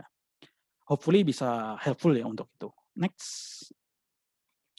Nah, mungkin beberapa remark ya yang bisa kita berikan untuk sebagai konklusi dari diskusi kita hari ini. Next. Nah, mungkin kita berbicara tadi ya, dari 20 slide ke belakang tadi kita berbicara seakan mathematical programming ini adalah sebuah magic ya, sebuah magic, dan seakan semua problem bisa kita lakukan, kita bisa develop model dari semua problem, semua situasi dalam real case seperti itu, kemudian kita bisa lakukan optimasi seperti itu. Nah, kenyataannya tidak gitu. Jadi kalau di matematik ya, di matematik puritan seperti itu, ada konsep namanya problem ya, namanya P versus NP. Saya nggak akan terlalu jauh masuk ke situ. Jadi intinya adalah bahwa tadi ketika skala problemnya semakin besar gitu, itu ternyata misalkan skala problemnya 1, 2, 3 naik dari satu customer, 2 customer, 3 customer sampai ke 100 customer gitu. Itu waktu komputasi yang dibutuhkan itu tidak, atau resources komputasi ya, itu jalannya enggak linear gitu. Jadi enggak 100 customer itu komputasinya enggak 100 kali lebih besar daripada uh, satu customer gitu, tapi itu eksponensial gitu. Jadi 2 pangkat 100 gitu. Nah, that's why di situ yang terjadi adalah kita biasanya yang tadi ya, ketika kita punya problem yang scale-nya terlalu tinggi, terlalu besar, kita nggak akan merefer ke mathematical model gitu untuk menyelesaikan itu, tapi kita akan masuk ke approximation algorithms gitu.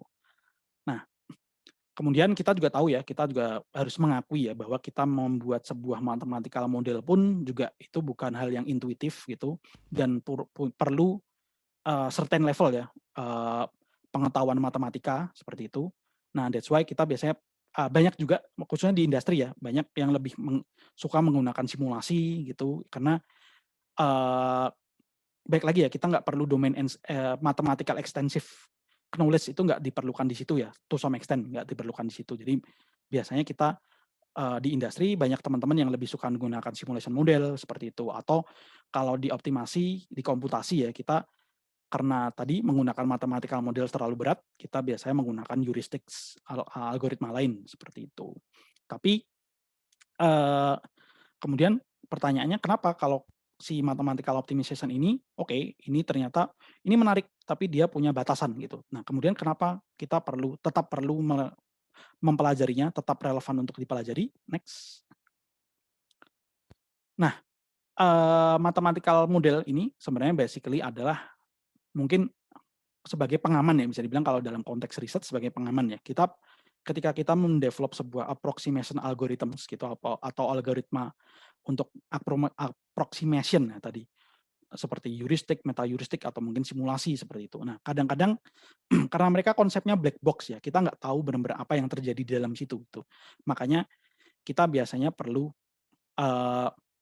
something untuk memverifikasi bahwa apa yang kita lakukan itu sudah benar gitu. Nah, biasanya mathematical model itu adalah satu cara untuk kita melakukan verifikasi gitu. Kita ingin memastikan ya bahwa oke, apa yang kita buat itu sudah benar gitu. Nah, itu biasanya kita menggunakan mathematical model gitu. Dan mungkin teman-teman yang punya basic knowledge di data science, machine learning ya, kita tahu machine learning beberapa kali ada kasus di mana misalnya hasil dari algoritma machine learning itu terlalu bias ke misalnya white people misalkan seperti itu. Kalau kita berbicara tentang race ya, racial issue gitu, biasa lebih banyak algoritma yang bias ke white people. Kenapa? Karena ya memang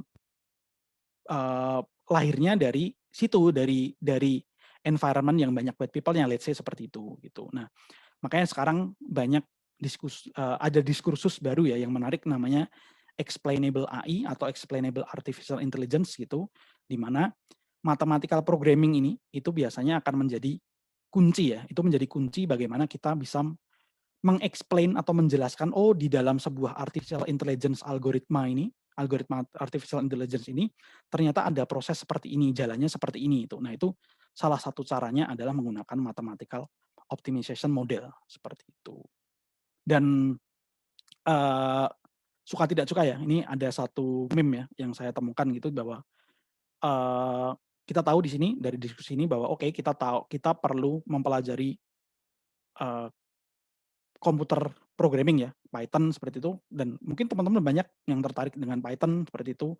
Teman-teman banyak yang tertarik tentang menjadi saya ingin jadi data scientist, saya ingin mempelajari machine learning seperti itu. Tapi ketika berbicara tentang math itu atau mathematical programming, mungkin banyak yang kemudian keder gitu ya. Tapi sebenarnya kalau dari saya pribadi gitu, basically saya tidak punya basic matematik yang kuat gitu, jujur-jujur saja gitu. Saya termasuk orang yang nggak terlalu suka matematik sebenarnya. Tapi membangun mathematical programming itu ternyata kalau buat saya itu ternyata persoalan logika, ternyata bukan tentang bikin limit tuh gimana, logaritma natural dan so on seperti itu. Tapi ternyata ini adalah tentang bikin logika. Kalau tadi kita balik ke TSP tadi ya, kita tahu bahwa constraint dan objective function tadi itu sebenarnya kan membuat sebuah cerita ya. Nah, dan kita ingin bercerita dengan menggunakan mathematical model tadi gitu. Next. Nah, mungkin 2 slide terakhir ada tentang beberapa referensi ya yang bisa saya bagikan gitu. Di teknik industri semester lalu saya dapat kesempatan untuk mengajar mathematical optimization juga di kampus untuk teman-teman di S1.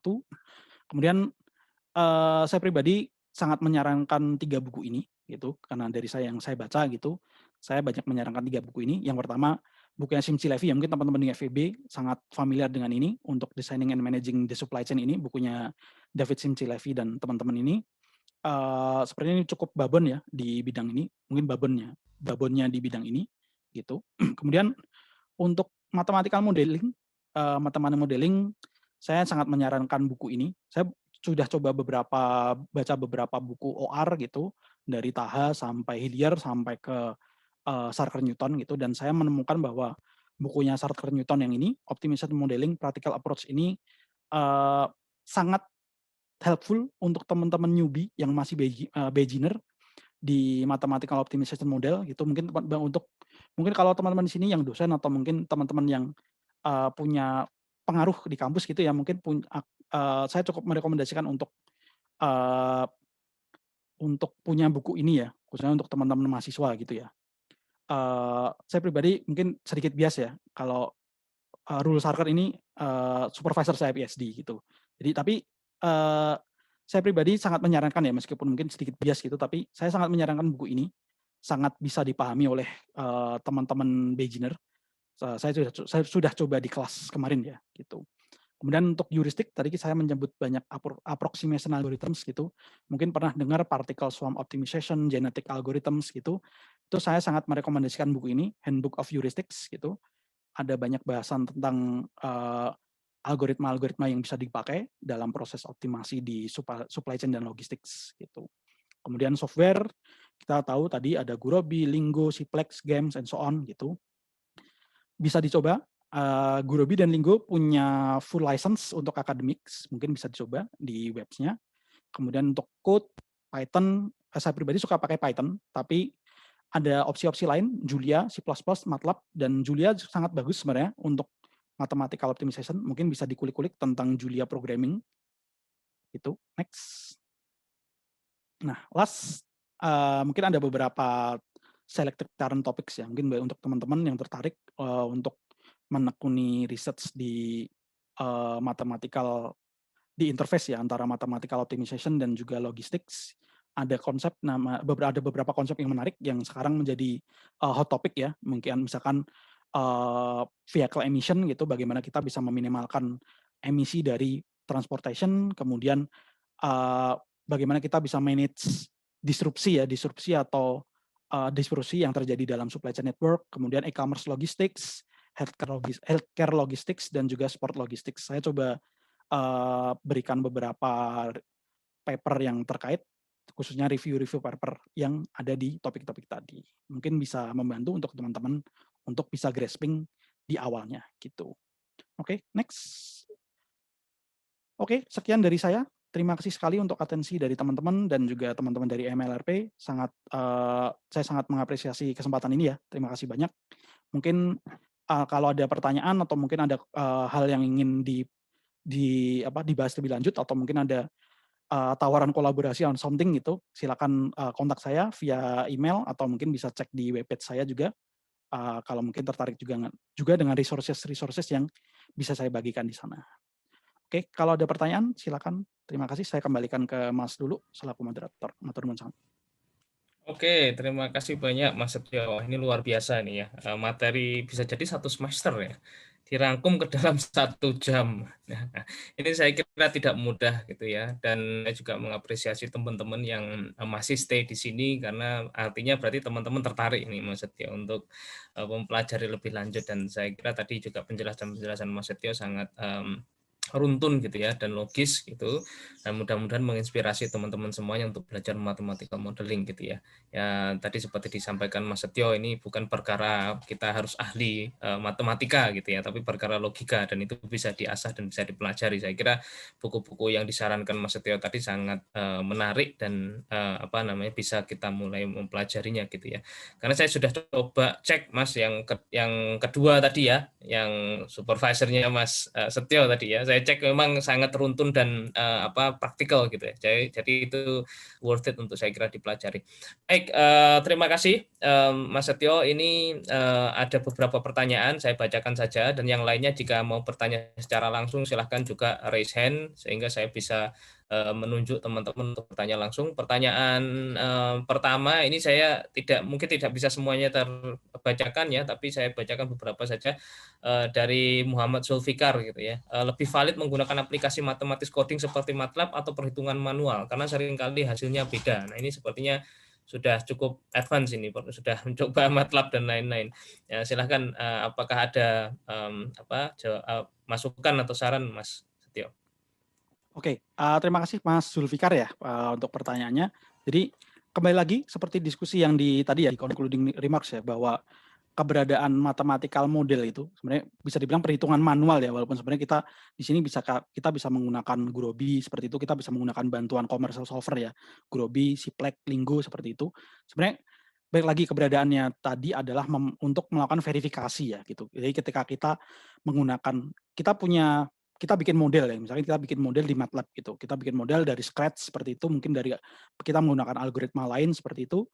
Nah, resikonya ya ketika kita menggunakan model dari scratch itu kan resikonya adalah kita bisa melakukan kesalahan ya. Istilahnya kan apa namanya? Karena kadang-kadang mungkin kita ngantuk atau mungkin kita nggak paham secara total essence dari model yang kita ingin buat itu seperti apa gitu. Nah, di situ keberadaan dari sebuah mathematical model dan juga mathematical solver itu sebenarnya kegunaannya kan di situ ya, untuk memverifikasi gitu ya. Jadi oke, ketika kita menggunakan problem, kita pakai solusi kita yang ada di MATLAB, kita pakai solusi kita dari mathematical programming seperti itu.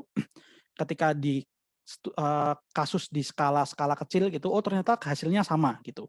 Berarti kan bisa jadi kita bisa bilang bahwa oke, ternyata apa yang saya buat di MATLAB tadi atau mungkin di Python atau mungkin di programming lain seperti itu berarti oh ini bisa mewakili mathematical programming gitu kan ya. Berikan itu adalah dua hal yang bisa sampai ke titik yang sama gitu. Berikan verified ya. Apa yang kita buat itu verified. Kita kan yang kita lakukan seperti itu gitu.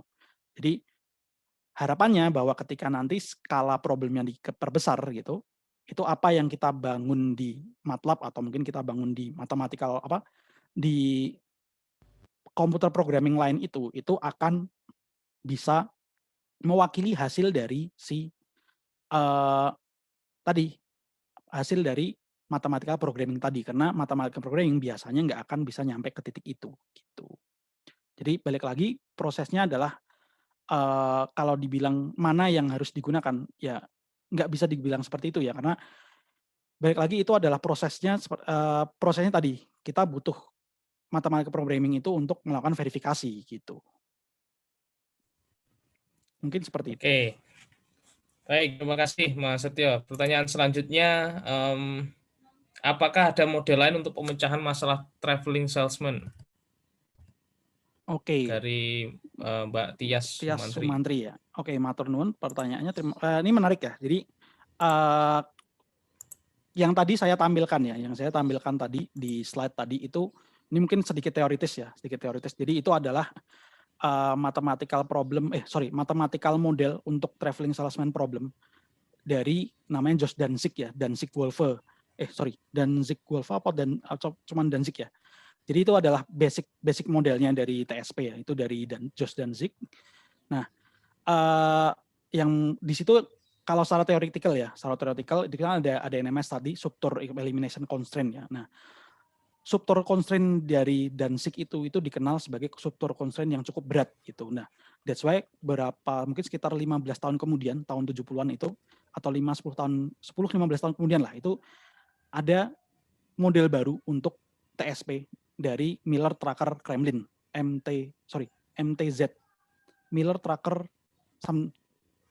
someone, saya lupa namanya. Jadi ada MTZ formulation. Jadi biasanya yang tadi disebut sebagai Danzig formulation, kemudian yang selanjutnya itu disebut sebagai MTZ formulation, seperti itu. Jadi kalau dibilang ada model lain, enggak ada. Untuk problem untuk TSP itu ada model lainnya. Kemudian sekitar tahun 90-an atau 2000-an muncul lagi ada namanya model baru untuk TSP, namanya berbasis dengan multi commodity formulation, multi commodity flow formulation. Itu juga ada lagi seperti itu. Jadi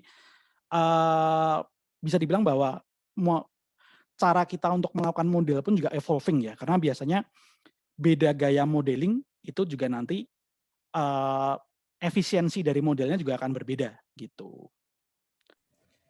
Siap. Terima kasih Mas Setio. Yang selanjutnya, kalau objektif dari sebuah optimisasi itu tidak bisa dikuantifikasi, apakah matematika modeling masih bisa digunakan? Itu pertanyaan dari ini anonymous. Oke, nah ini pertanyaan menarik ya. Kalau secara konseptuali secara theoretically itu nggak bisa. Karena ketika kita ingin melakukan minimal, kadang kita berbicara tentang meminimalkan atau memaksimalkan ya. Berarti kan kita harus punya sebuah quantifier ya, sebuah nilai pasti itu tentang apakah ini maksimal atau ini minimal. Bagaimana kita bisa bilang sesuatu ini maksimal, bagaimana bisa kita bilang sesuatu ini minimal ketika kita nggak tahu jumlahnya berapa gitu kan ya.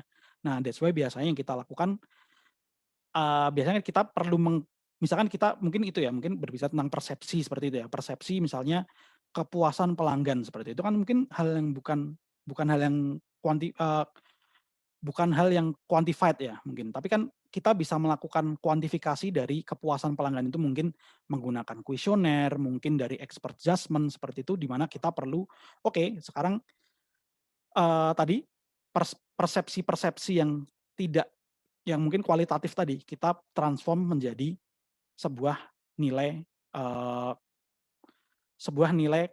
kuantitatif gitu. Meskipun ya Pak, balik lagi ya, mungkin ada yang nanti itu kan nanti nggak valid on something, itu kan banal mungkin ya, secara keilmuan itu bilang banal gitu. Tapi balik lagi, apa yang kita lakukan di sini, kita sebagai kalau ini engineer ya, mungkin teman-teman yang akrab dengan optimasi ini engineer. Nah, itu kan kita melakukan pendekatan ya. Apa yang kita lakukan di ORMS itu kan kita melakukan pendekatan, model itu nggak akan ada model yang nggak akan ada model yang benar-benar 100% sama dengan real life gitu. Tapi yang kita harapkan adalah kita bisa membangun model yang useful gitu. Jadi kita nggak perlu melakukan, ini modelnya harus persis sama dengan apa yang terjadi gitu. Jadi kalau persepsinya gini ya modelnya kuantifikasinya harus seperti ini. Kita nggak bisa sampai ke titik itu gitu. Tapi apa yang kita lakukan ya udah, kita perlu bikin model yang useful gitu. Ini yang bisa pendekatan seperti itu. Baik, mungkin pertanyaan terakhir ya, karena terkait dengan waktu, dan saya kira nanti beberapa pertanyaan bisa juga kita sampaikan ke Mas Setio. Kalau berkenan menjawab, nanti kita akan sampaikan kepada penanya. Ini hal lain ya, terkait dengan bagaimana caranya kita bisa memperoleh ide untuk mengembangkan penelitian yang memiliki novelty yang baik, terutama di bidang ORMS. Oke, ini mungkin pertanyaannya Mas Lulu ya, ini lebih qualified untuk menjawab ya. Jadi kalau novelty ya, jadi mungkin berbicara tentang itu ya, penelitian dan konteksnya lebih luas ya, lebih ke research secara general. Kalau mungkin dari saya pribadi, kalau di OR, saya biasa mulai dari review paper. Jadi kalau mungkin teman-teman tertarik di logistik, supply chain, mungkin bisa cek tadi beberapa resources yang atau paper-paper ya, paper-paper yang saya tuliskan citasinya di belakang tadi, di slide terakhir. Di situ saya pribadi selalu mulai dari review paper, selalu mulai dari survei gitu. Saya pengen lihat dulu, update terbarunya seperti ini, update terbarunya di bidang ini, seperti ini, secara metode seperti ini, metodologi seperti ini, secara problem seperti ini gitu. Dan dari situ saya baru bisa tahu, oke, saya bisa melakukan apa dari situ, apa yang belum tercover di situ, atau ada isu apa yang menarik di situ, ada problem apa yang menarik di situ yang bisa kita selesaikan. Jadi mungkin kalau di bidang ORMS pun juga sebenarnya kan mirip-mirip lah ya, dengan nggak jauh beda dengan apa yang terjadi di teman-teman di domain lain gitu. Selalu mulai dari survei paper, kita melakukan literatur review, Kemudian dari situ kita tahu, oke, ada gap apa, ada problem apa, ada isu apa yang bisa kita lakukan, yang bisa kita selesaikan dengan research gitu. Siap, oke, terima kasih banyak Mas Setio atas jawaban-jawabannya. Saya kira sangat menarik ya isu yang kita diskusikan, dan tidak terasa waktunya sudah pukul 17:11 ya, sudah menjelang maghrib, dan saya kira kita banyak mendapatkan insight dari Mas Setio terkait dengan mathematical modeling itu.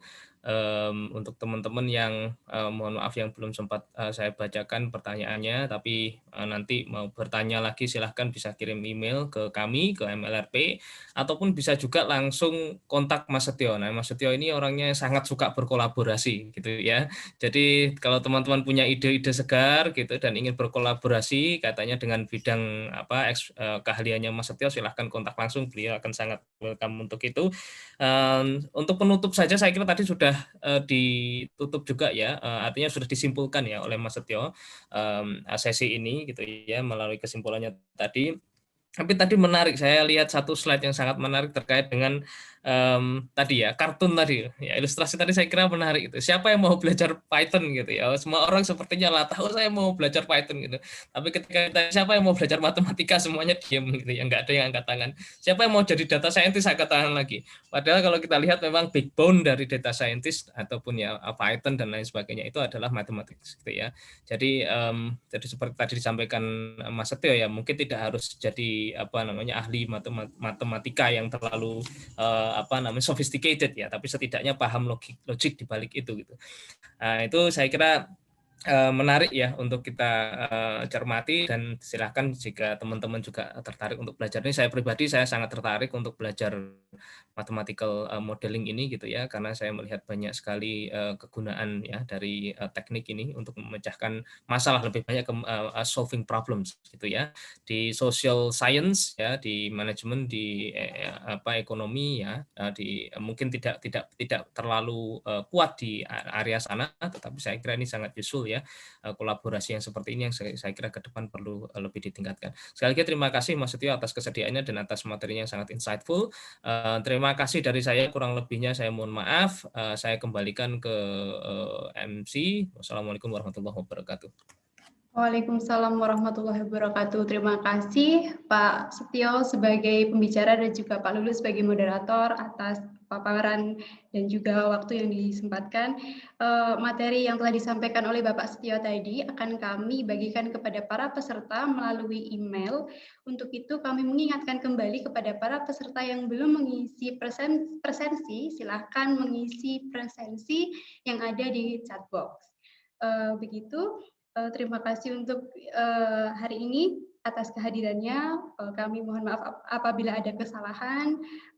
Mari kita tutup acara ini dengan membaca hamdalah. Alhamdulillahirrahmanirrahim. Saya tutup. Wassalamualaikum warahmatullahi wabarakatuh. Waalaikumsalam warahmatullahi wabarakatuh. Matur nuwun sangat Mas Lulu. Terima kasih Mas Setio, teman-teman semuanya terima peserta. kasih juga teman-teman kasih semuanya peserta. Mohon maaf kalau ada kesalahan. Oke. Sami-sami Mas Setio.